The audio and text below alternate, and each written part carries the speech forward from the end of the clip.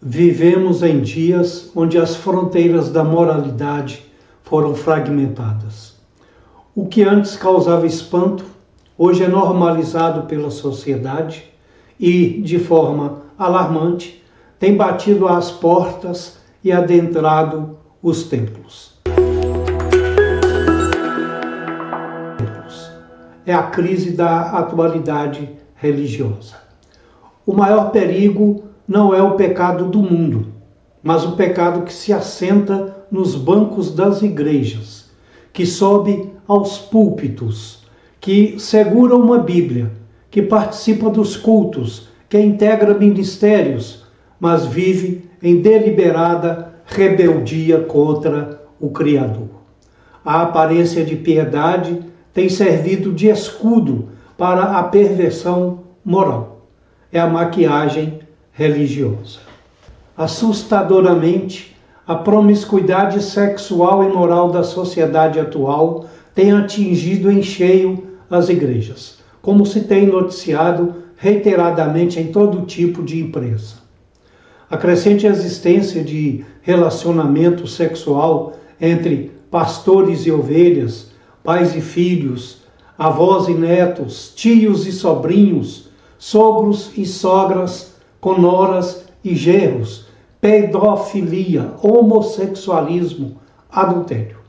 Pessoas que deliberadamente abraçam este pecado, desafiando Deus, e simplesmente sentam nos bancos das igrejas com a Bíblia nas mãos como se nada estivesse acontecendo.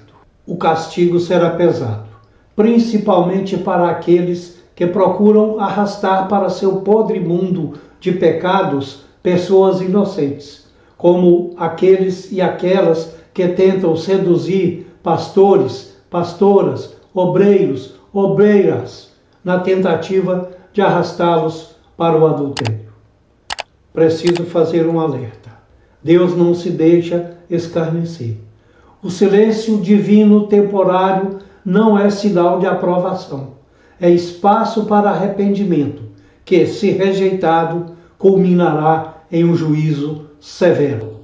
Abra sua Bíblia na segunda carta de Pedro, capítulo 2, leremos os versos de 1 a 3. Está escrito assim: assim como no meio do povo surgiram falsos profetas, assim também haverá entre vós falsos mestres, os quais introduzirão dissimuladamente heresias destruidoras, até o ponto de renegarem o soberano Senhor que os resgatou, trazendo sobre si mesmos repentina destruição. E muitos seguirão as suas práticas libertinas, e por causa deles será infamado o caminho da verdade.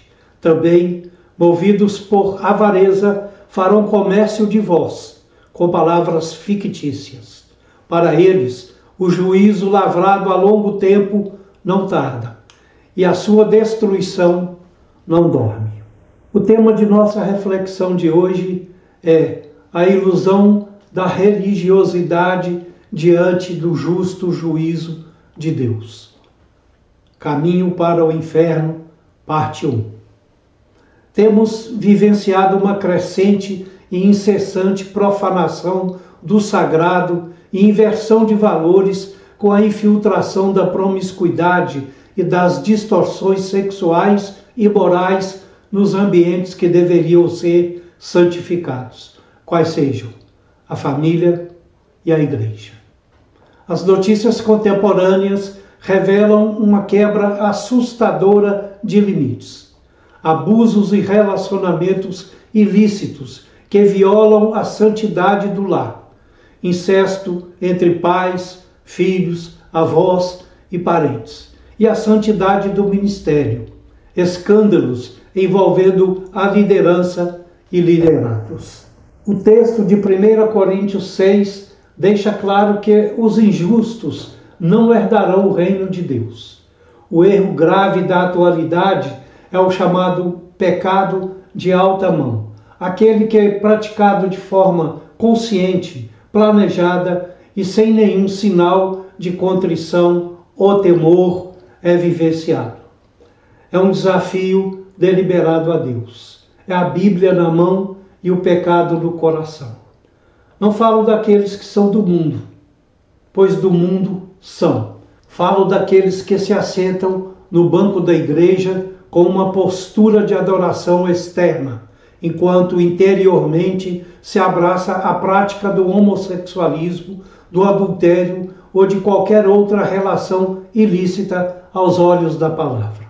Tentam enganar aquele cujos olhos são como chama de fogo, ou seja, o nosso Deus. É a profanação do sagrado, com a inversão de valores. Quantos cristãos casados transformam o leito alheio em palco de aventuras sexuais, em fugazes momentos de volátil prazer, esquecendo que a vida seguirá em frente, ao lado do cônjuge, seja marido ou esposa. E aqueles momentos ficarão para trás, mas o preço, o peso da traição será real. Lemos em 1 Coríntios 6, versos de 8 a 10. Mas vós mesmos fazeis a injustiça e fazeis o dano, e isto aos próprios irmãos. Ou não sabeis que os injustos não herdarão o reino de Deus? Não vos enganeis, nem impuros, nem idólatras, nem adúlteros, nem efeminados, nem sodomitas, nem ladrões, nem avarentos, nem bêbados, nem maldizentes, nem roubadores herdarão o reino de Deus. Lemos ainda em 1 Coríntios 6, versos de 15 a 20. Não sabeis que os vossos corpos são membros de Cristo?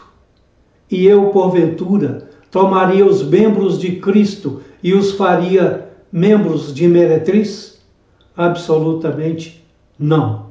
Ou não sabeis que o homem que se une à prostituta forma um só corpo com ela?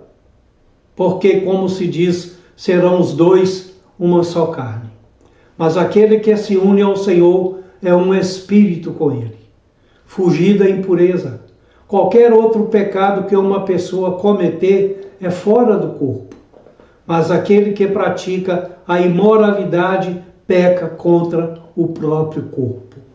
Acaso não sabeis que o vosso corpo é santuário do Espírito Santo, que está em vós, o qual tendes da parte de Deus e que não sois de vós mesmos?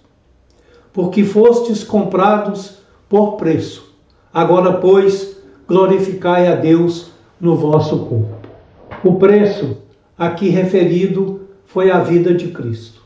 Fomos comprados por Ele e pagos com seu sangue, com sua vida.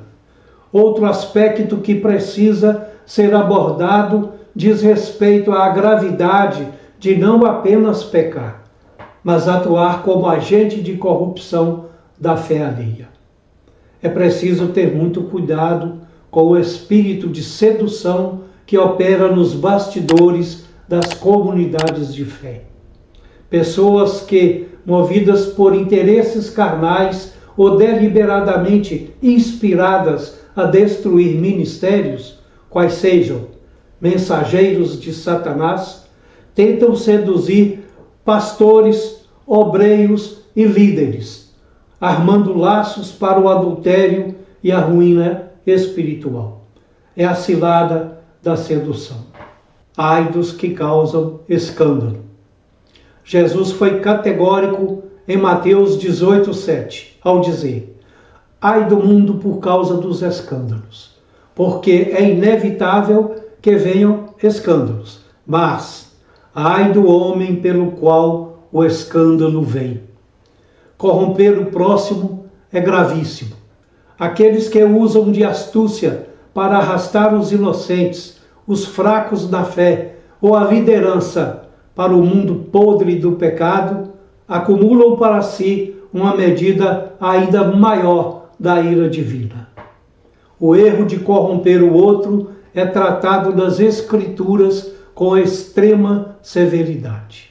O castigo será pesado. A graça de Deus é redentora, mas a justiça de Deus é implacável contra a hipocrisia.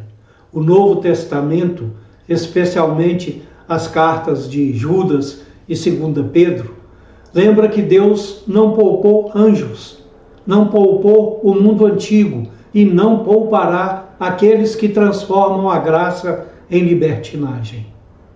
Fazer parte de um rol de membros ou possuir um cargo eclesiástico não oferece imunidade contra o juízo. Diante do tribunal de Cristo, as máscaras cairão e a verdade de cada vida será exposta. Não abrace a falsa segurança que um banco de igreja possa proporcionar. A mensagem dura do juízo tem um propósito pedagógico, o despertamento. Enquanto há fôlego na oportunidade de abandonar a prática deliberada, clamar pela misericórdia purificadora do sangue de Jesus e buscar a restauração da integridade moral e espiritual, desperte. É preciso um genuíno arrependimento urgentíssimo e confissão de pecados e transformação. Desperte, já. Ainda bem que a Bíblia tem solução para todo e qualquer pecado, até mesmo para este espectro de Sodoma e Gomorra. Lemos em 1 Coríntios 6, verso 11.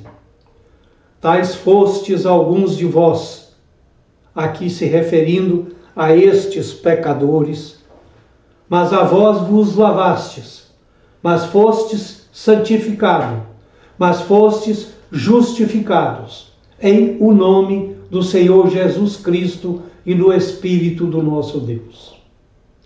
É tempo de examinar o coração.